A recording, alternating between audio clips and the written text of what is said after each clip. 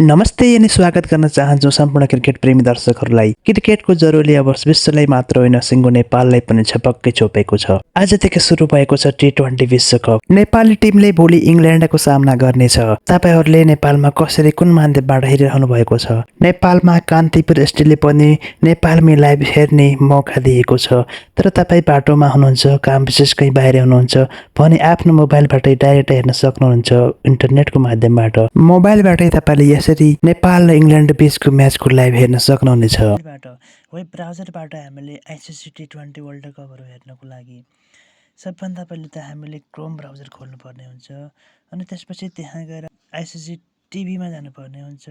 त्यसपछि आइसिसी टिभीमा हामीले आइसिसी टिभीको वेबसाइट आउँछ अनि त्यसमा हामीले क्लिक गरिसकेपछि त्यसपछि हामीले केही छिन पर्खनु पर्ने हुन्छ अनि त्यसपछि हामीले क्रिएट एकाउन्ट बनाउनु पर्ने हुन्छ। त्यसको लागि हामीले पहिले एकाउन्ट बनाएको छ भनेपछि लगइन, होइन भनेपछि मेरो एकाउन्ट बनाएको छैन, त्यसको लागि हामीले गुगलको माध्यमबाट पनि बनाउन सकिन्छ अनि फेसबुकको माध्यमबाट पनि बनाउन सकिन्छ अनि तपाईँसँग आइफोन छ भनेपछि एप्पलबाट पनि बनाउन सकिन्छ।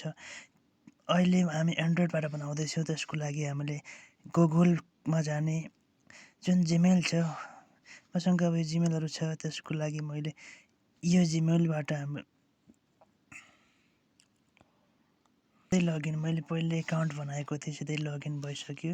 अब ओके गर्ने अनि त्यसपछि अब हामीले लाइभ म्याच हेर्नको लागि आइसिसी टिभी एप हामीले डाउनलोड गर्नुपर्ने हुन्छ। मैले अलरेडी नै पहिले नै इन्स्टल गरेर राखेको छु। अब मैले यहाँ ओपन गर्नुपर्ने, ओपन हुँदैछ अनि केही समय लाग्ला। अहिले मेरो यसमा नेटले काम गरेको छैन, त्यसैले गर्दा अलि टाइम लाग्दैछ। ल हाम्रो ओपन भइसक्यो अनि त्यसपछि मैले उता वेबसाइटमा आफ्नो जिमेल एड राखेर मैले एकाउन्ट क्रिएट गरेको थिएँ। एकाउन्ट क्रिएट गर्न एकदम सजिलो छ। आफ्नो जिमेल आइडीहरू सिधै राख्नुहोस् अनि लगइन भइहाल्छ। त्यसपछि जुन हामीले आइसिसीका म्याचहरू हेर्ने हुन्छौँ, हाम्रो म्याच अहिले स्कटल्यान्ड र वेस्ट इन्डिज बिच भइरहेको छ। त्यसको अहिले लाइभ स्ट्रिम दिएको छ। यहाँ तपाईँले यसमा जानुहोस्, सिधै हामीले लाइभ हेर्न सक्छौँ। केही छैन वेटिङमा। यो हेर्नुहोस् त, अहिले क्रिकेट वेस्ट इन्डिज र अहिले स्कटल्यान्डको लाइभ स्ट्रिम आइरहेको छ। त्यसरी नै हामीले भोलि नेपाल र इङ्ल्यान्डको म्याच हेर्नको लागि पनि यहाँ स्क्रल गर्नुपर्ने हुन्छ। यहीँ अहिले केही क्षणपछि इन्डिया र युएसएको म्याच हुँदैछ अनि त्यसपछि भोलि हामीले नेपाल र इङ्ल्यान्डको म्याचको लागि यता अगाडि जाने यो नेपाल र इङ्ल्यान्डको म्याचहरू यहाँ हामीले हेर्न सक्नेछौँ। अहिले 21 घन्टापछि हाम्रो नेपाल र इङ्ल्यान्डको म्याच छ भोलि 3:15 बजेतिर। त्यतिखेर यहाँ लाइभ देख्न सकिन्छ।